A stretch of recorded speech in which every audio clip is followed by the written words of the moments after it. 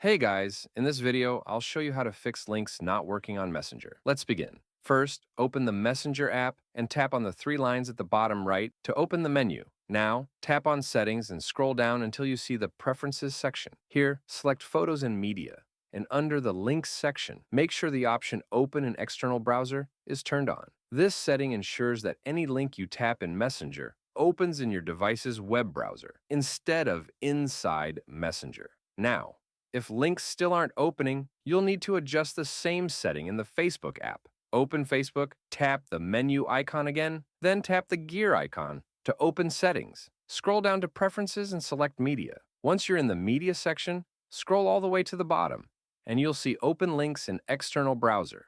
Make sure this option is also turned on. After doing this, all links you receive through Facebook or Messenger should open normally in your default web browser. And that's it. That's how you fix Messenger links not loading or opening. Thank you for watching.